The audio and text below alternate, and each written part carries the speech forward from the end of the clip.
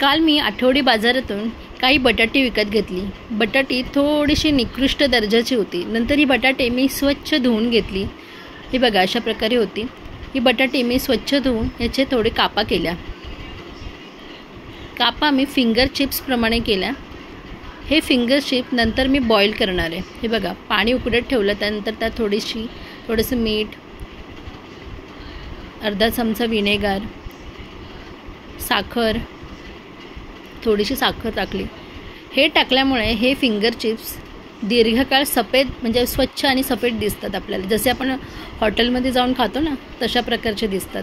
हे बघा एवढे मी कुकरभर बॉईल केल्यानंतर पण एवढे राहिले होते। एवढे फिंगर चिप्स मला त्या बटाट्यातून मिळाले आणि एवढे अजून मला बॉईल करायचे आहेत। इथे मला संत चोखामेळ्यांची कविता आठवते। संत चोखामेळा म्हणतात, उस डोंगा परी रस नाही डोंगा, काय भुललासी वरेली अंगा।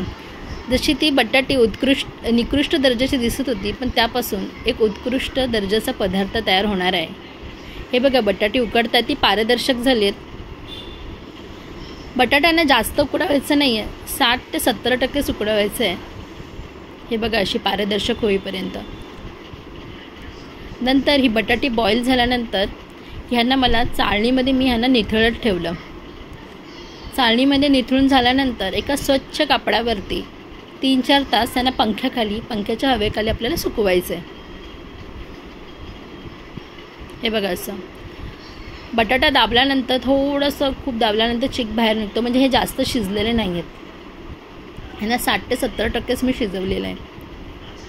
आता एवढे बटाटे एवढे चिप्स काय आम्ही एका दिवसात खाणार नाही, त्यामुळे ह्याचे मी झिपलॉक बॅगमध्ये चिप्स ह्यांना भरून ठेवले, पॅकेट्स बनवून ठेवले, कारण नंतर ह्याचा उपयोग करता येते, तळून मुलांना देता येते। मुलांनी फरमाईश केली की मम्मी आम्हाला थोडेसे तळून पाहायचे आहेत, खायचे आहेत। त्याच्यानंतर मी तळून पाहिले बघा।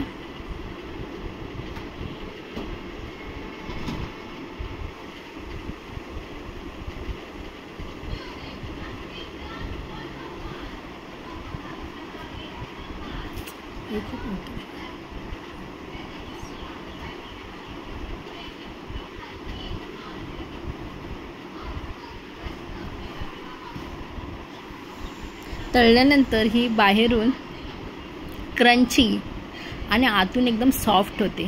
बघा अशा प्रकारे। गरम आहे त्याच्यामुळे जरा हात भाजतोय। आता माझ्या मुलीला सुद्धा ही खूप आवडली। वा, हे बघा निकृष्ट दर्जाच्या बटाट्यापासून उत्कृष्ट दर्जाचे हे फिंगर चिप्स तयार झाले आणि हे दाखवताना मला खूप आनंद होते। माझं चॅनल शेअर करा, लाईक करा आणि सबस्क्राईब करा।